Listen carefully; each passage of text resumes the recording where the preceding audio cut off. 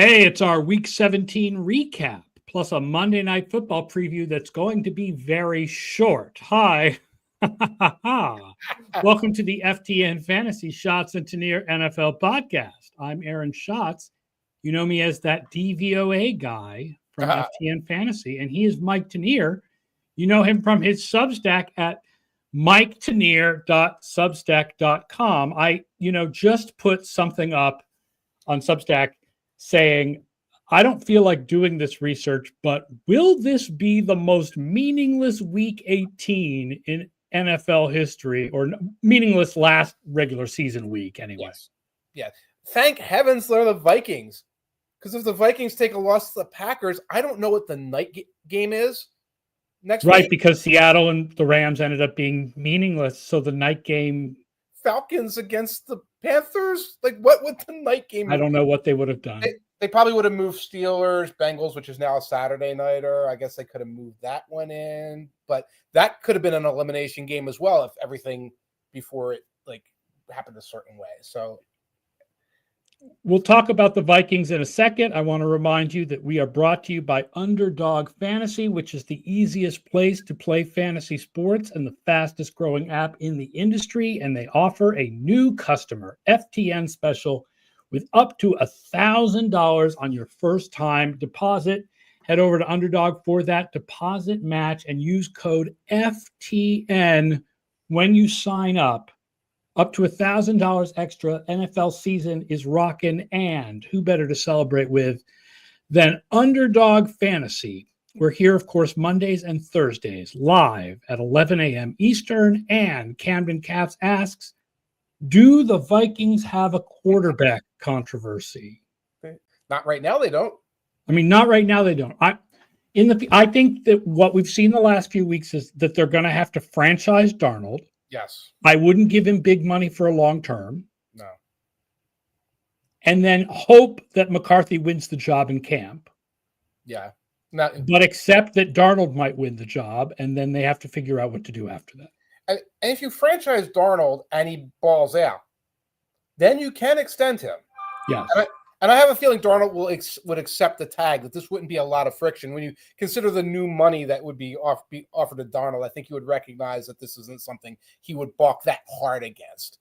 And then, if he wins it again, then you can take McCarthy and then you can shop him around and say, well, look, it looks like we found our quarterback. Give us some picks for this guy. But you can extend the decision timeline. I saw something suggesting they offer him up to the Giants. Who? McCarthy. Okay. Yeah, pick up the phone to whoever's running the Giants in 10 days. For whatever, the number 36 pick or whatever it's going to end up being. Right. They wouldn't trade the 4 or the 5 or whatever they get, but they would trade maybe the 36 or 37 for him. They would, and you don't know what the Giants are. Now, again, you don't know who you're calling in 10 days for the Giants. Right. You have a long term on that. I would try to preserve both quarterbacks for a year. I don't see any reason to put yourself in a scenario where Darnold comes out next year and is not the magic is gone, the league has figured him out. That seems implausible right now, but things like that happens. And, we don't have the other kid as well. The Vikings offense, it's interesting. Their defense went from first in the league through week 10 to only 9th in weeks 11 to 17, including this week's game. Mm-hmm. The offense went from 18th in weeks 1 to 10 to 7th in the last 7 weeks. So their defense has not played as well. Yeah. But their offense has been playing much better. Jefferson is now the top receiver in my numbers. Okay. Because he has opponent adjustments that are better than Chase, and he has all those DPI calls. Right. Do you think we were not giving the Vikings enough credit before this game? Yeah, I think that there were a lot of factors. Earlier in the season, it's like, fluky little team. I was very much like, hey, Sam Darnold often has little hot streaks.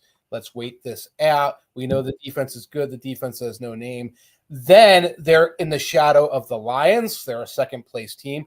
Then we start seeing the one-score victories. I know Vikings fans get irritated when they hear one-score victories. Some of them were close, gnarly games. They were indeed close, gnarly games for a while. So there was a whole season-long thing of saying, well, the Vikings will settle into their wild cardness and be their one-and-done playoff this, because we've seen that in the past. I mean, I've definitely been saying all year, wow, this is not 2 years ago. Yes. This team is for real. Right. I didn't think they were this for real. I didn't think they'd go 14-2. Right. But once they were winning games early on, I thought they'd end up as a wild card at like 12-4 or 11-5. And I did keep writing that Brian Flores walks on water.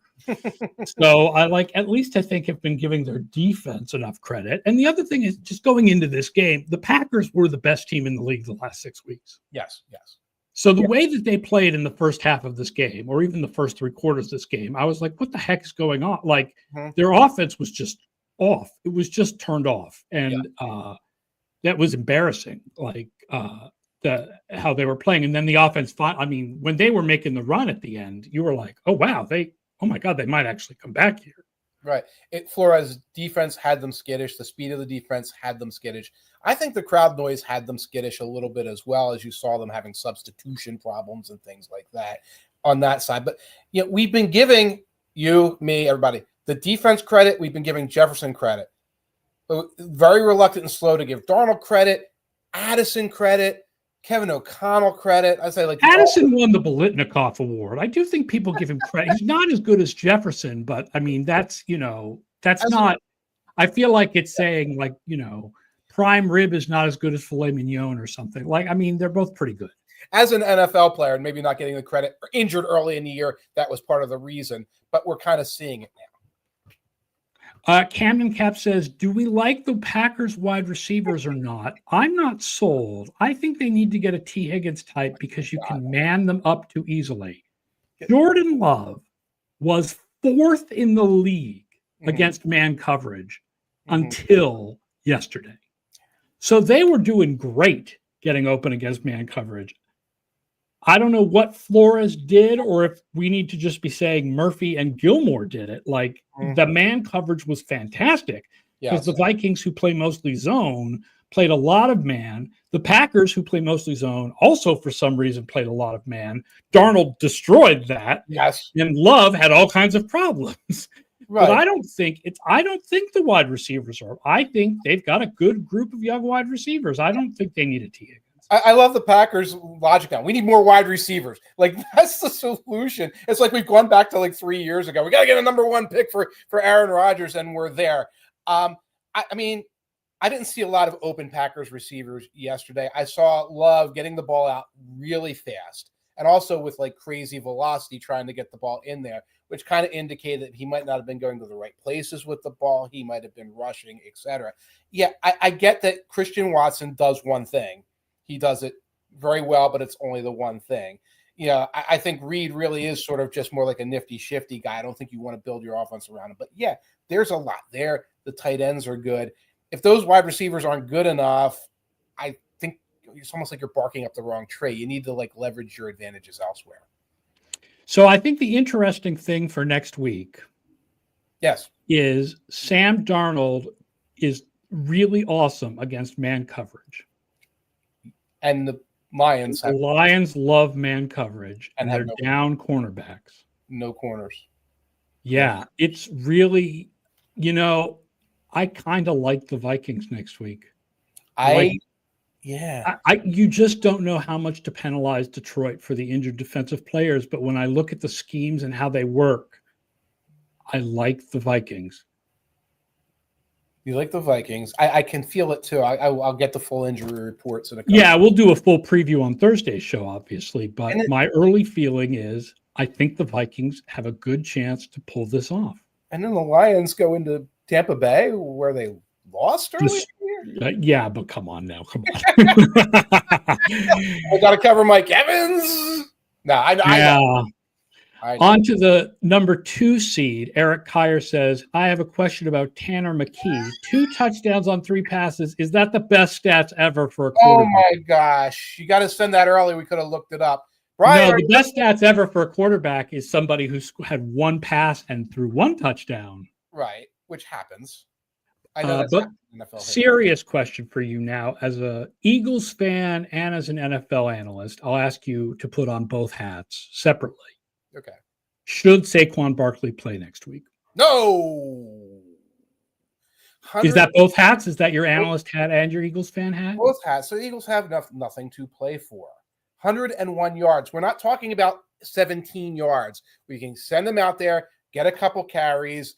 Oh, he got 18 yards. Take him off the field. It's 101 yards to break the record. I don't know what the record really does for anybody. The elation, the enthusiasm here in Philly, now this is as a fan, about the 2,000-yard season is phenomenal. The love and appreciation of Saquon is phenomenal. I refer to him as the MVP of the Philly sports scene in 2024. Yes. I don't think there's any question of that. To say that you have to put a cherry on top of a rushing record and risk the playoffs. And remember that Eagles fans who saw the collapse last year and have seen all kind of crazy stuff in the playoffs. The idea that at yard 63, Saquon gets landed on the wrong way and you lose him for the playoffs is ludicrous. I'm also going to point out two things. The first is it wouldn't just mean playing Barkley.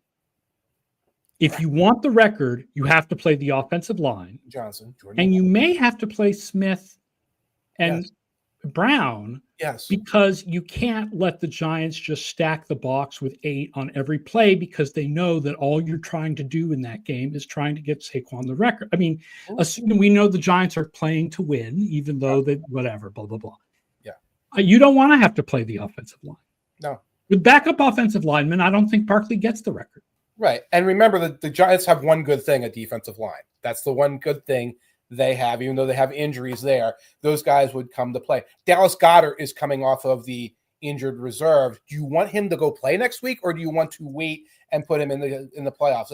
It's a weird thing to even suggest. And again, it's not 20 yards, it's 101 yards. I'll also point out something Bill Barnwell wrote this morning at ESPN, which is even though it would take Barkley an extra game, if he did go for the record, he would likely do it in fewer carries than Dickerson. So it's absolutely, if he does get the record, if they do this, it is totally no asterisk. I mean, everybody's got an asterisk because OJ did it in 14 games. Right. So whatever. Let's talk about Commanders Falcons a little bit. Okay. Quarterbacks look great. I mean, Penix had some problems. I felt Penix's problems early on looked like he just hasn't had enough practice time with these guys, and give him a whole regular preseason of being the starter, and he'll be on the same page with guys much better. He won't be overthrowing them by a foot when they go deep. Yeah. He was great with the game-tying drive. Daniels was great with the game-winning drive. Yep. So, like, my biggest takeaway from this game is, wow. Again, like we said last week, it's possible all 6 of these first-round quarterbacks are from this year are at least average, which is just an incredible haul. Absolutely incredible. And yeah, Penix, it was like a bounce-back opportunity. He was not solid in the first half, made some bad throws. He was having some fumble sack issues. But when the game mattered, he was making better decisions. I thought he was making better decisions getting the ball out of his hands in the second half. Big fourth down conversions, a couple of them on that final drive. Ultimately sabotaged by his coach to a degree. The timeout thing. What the heck? Everybody on Twitter or Blue Sky knew to take a timeout. You have 2 timeouts. What are you doing, dude? No, somebody said it. Maybe it was Brian or somebody. These coaches are so obsessed now with not letting the other team score that they forget to score. Yes. Like, haha, we're going to leave no time on the clock. Like, you need the points first, sir. You can't let the clock run out and attempt a 56-yard field goal. That was ludicrous. And one other thing about Penix, as that game was unfolding, the last thing I wanted to hear anywhere was Kirk Cousins maybe wins that game, blah, blah, blah. Penix's comeback at the end illustrated, no, this was exactly, the game would have played out the same way with Cousins. We saw Cousins lose games like that and worse this year. Penix did what he needed to do to win at the end. You really saw the weakness of the Commanders' defense, I thought, especially in the first half. Without Lattimore, they're not – Saints Stroh is not a shutdown guy. You know, he's good for a rookie, but Yeah. both run defenses were really bad. Mm-hmm. Right? Bijan was like doing whatever he wanted, Right. except for the time that the quarterback snapped it over his head. And Brian Robinson and Daniels on planned runs were doing really well. Yeah. They looked very similar as teams. And, you know, as an Eagles fan, I'd like another rematch with the Commanders, you know, this time with the starting quarterback healthy, you know, because I obviously don't want to see the Packers or whoever comes out of that Sunday night game coming in. I think it would be it's either going to be the Packers or the Commanders. Whoever comes out of the Sunday night game is the 5. Yes. And goes into Tampa probably. I have the Buccaneers making the playoffs 93% of the time in my sims, which is higher than other odds I've seen on the web. But the Saints are horrifyingly bad right now. Right. They're just coming off of everybody's hurt, and Rattler is terrible. So I mean, the Buccaneers are very, very likely to win that game, no matter what the Falcons do against the Panthers next week. Right. If you like Penix, would have liked to have seen Penix in the playoffs. Sorry, you get to see Mike Evans and Baker Mayfield in the playoffs instead. Yeah, a more competitive team, which is kind of the better outcome anyway. The Commanders had a 64% post-game win expectancy. There were no reverse PGWE games this week. Interesting. The Rams had 59%, and the Commanders had 64%. Those were the lowest for any of the winners. Interesting. So all the games went to the team that should have won, quote unquote. Right. I guess I was watching these games and saying, wow, that's a reversal of fortune that no one anticipated. There were several blowouts as well. But yeah, there were a lot of blowouts. The first, oh my God, the 1 o'clock window. That was a sucky window. The Giants-Colts game was the game. Yeah. Who would have thought it? Because we were all sitting there going, oh my God, the Colts are giving away their possible playoff spot and the Giants are giving away the number 1 pick. It was like gift of the Magi. It's like the two teams that can spite themselves in ways. I don't think the Giants are that bad off. Let's say they get the 4. Yeah. Let's say they lose next week to the Eagles backups, but they get the 4th pick or whatever. Mm-hmm. If they need to trade up a spot or 2 to get a quarterback, they'll have to give some stuff up, but they're going to get a quarter. Like, I'm not worried. It's not a great quarterback class, but the Giants will get a quarterback, even if they're not the 1 pick. Right. Getting your second and third choice might be a mixed blessing. You have the Patriots in there, and they're not going to be going for a quarterback. The opportunities will be there. Let's count up the weighted DVOA. Oh, I can't wait. Top 12. Well, the surprise is going to be near the top because one game does not dramatically affect these ratings. They're looking at most of the season.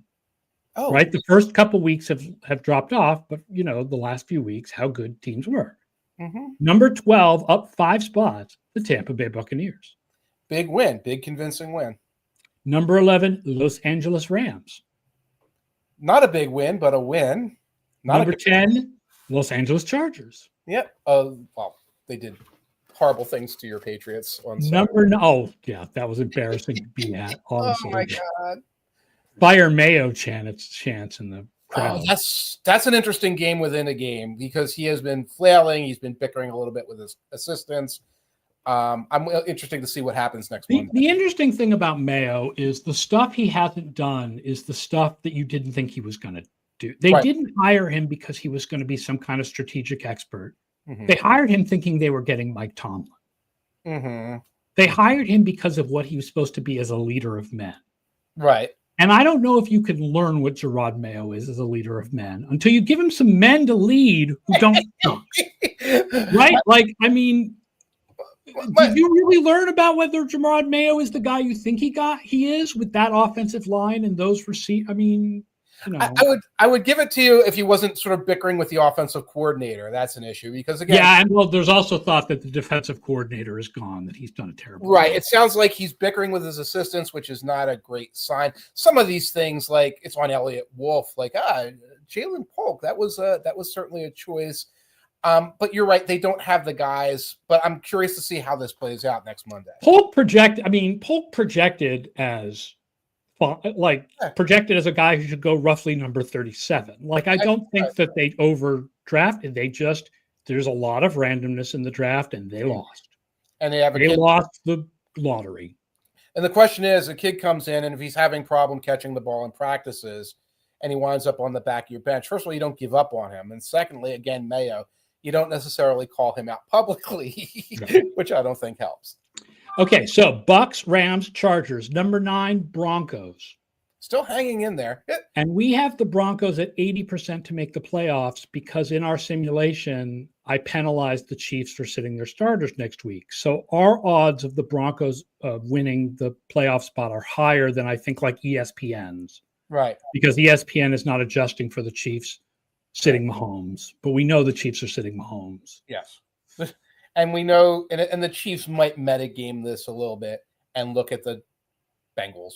And look at the yes, I definitely understand the theory that the Bengals give the Chiefs fits, and even if they're not worried about the Dolphins, right, they might lose the game on purpose. We could to keep the Bengals out of the playoffs. We could be facing a rookie Bo Nix and Sean Payton who decides he wants to play for a tie. We can see what Joe Burrow and Jamar Chase have in store for us. 8 is still the Vikings. It's amazing they're only 8th because they have not been as good at defense over the last few weeks, and this was just one good game. 7 is Washington, basically tied with Minnesota. Right. I mean, looking at the two teams right now, Minnesota looks so much I would rather play Washington than Minnesota, yes. Absolutely. 6 up 3 spots, Kansas City Chiefs. Getting hot at the right time, best game of the year. This was their best game of the year. Getting hot, getting healthy.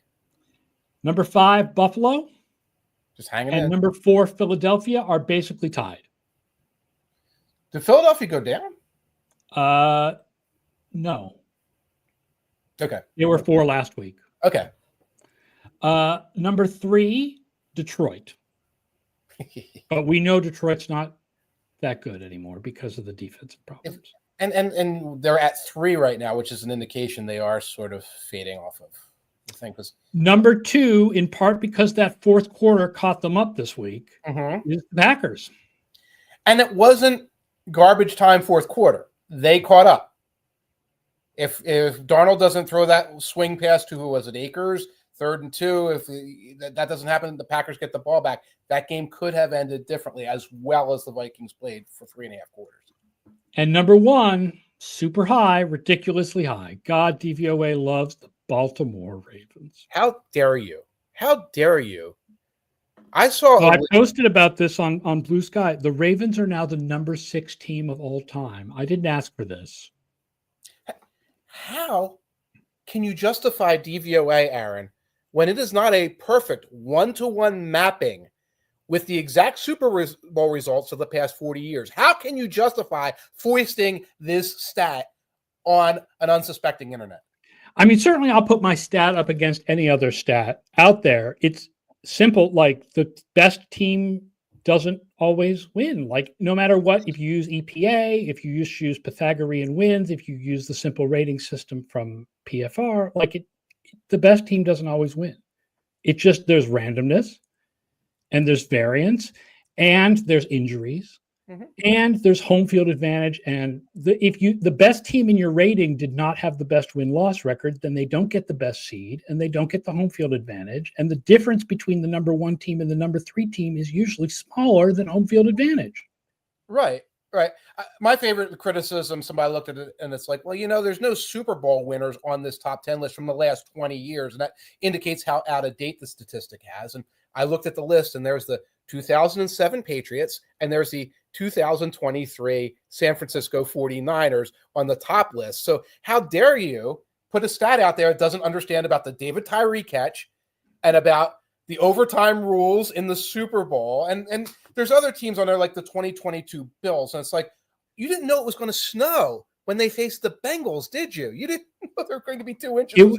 There's definitely something weird. Like, I fully admit it. I put it in the post. I said, I understand people are skeptical. This is the 3rd year that this current Lamar Jackson Ravens team has been historically good. And the last 2 times, they didn't win in the playoffs, 2019 and 2023. It's possible I'm missing something about the current Ravens. I don't know what it is, but it's possible I'm missing something about the current Ravens. They won a playoff game in 2023. They made the AFC Championship game. It's like going through NBA stats. So NBA, like, well, how come this team didn't beat Michael Jordan and the Bulls? It's like, well, there's Michael Jordan and the Bulls, and you wind up being better than them in the regular season, but you get into these playoff tournaments and things happen. Like it is interesting that DVOA, a stat designed in the 2000s to measure the 2000s, is much more accurate when it comes to predicting Super Bowl winners in the 80s and 90s. You mean when there were fewer playoff games? When there were fewer playoff games. You mean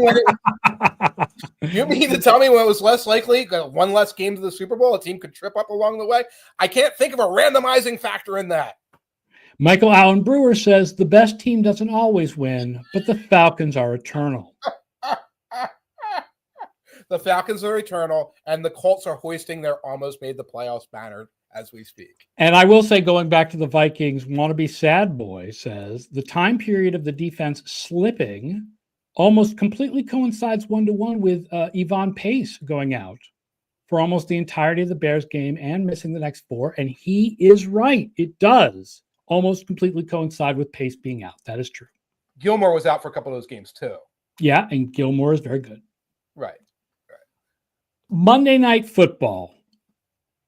The 13-2 Lions at the 6-9 49ers. Dan Campbell says he's playing this game like it matters. He wants revenge on the 49ers for the NFC Championship game. And let's be honest, you take with Dan Campbell's personality, you get all of Dan Campbell's personality. We love the aggressiveness on fourth down, but this is another example of aggressiveness. And all right, so they're going to play. They're going to play to win. The 49ers ranked 28th against passes in the middle of the field. Okay. That's like the whole game to me. Yeah. What does Jared Goff like more than passes? His wife? Like, other than that, I don't think there's anything Jared Goff likes more than passes in the middle of the field. So good luck, 49ers. Hi, I'm Jared Goff, and I'm into Jesus, my wife, and passes over the middle of the field to Amon-Ra St. Brown. The 49ers, no Charvarius Ward in this game. They're very good against number 1 wide receivers, and number 2s, they're 26th. Interesting. So I like, especially with the Ward injury knocking every cornerback up a spot. Okay. Jamison Williams over 51.5. I like that. I might play that if I decide to watch this game. I might not. And I would also look at longest reception props or, things for Jamison Williams, because you get like a 30 or 35 in there. He might have one long one. Yeah. All right. The Lions minus 3.5. Sure. Take it. But like, there's a little bit of a rubbernecking thing where if I am watching this game tonight, I'm like watching the whole thing, like worried about injuries, but also curious because it's like if the Lions suffer a bunch of injuries in this game, and then they lose next week, and then they're weakened going into the playoffs, does that help the Eagles? I don't want that to happen. That's gross. But the answer is yes. Yes, it helps the Eagles. Yeah. Gross, but Campbell's bringing this on us with his way of doing things. That's absolutely true. All right, that does it for today's show. We will be back Thursday in the year 2025. In the year 2025. Previewing Week 18, if man is still alive. Zagger. I'm Zagger. He's Evans. He will thrive. I'm Evans. He's Zagger. We'll see you guys Thursday morning at 11 a.m. on the YouTube and on all your favorite podcast channels. Have a great, happy New Year, everybody.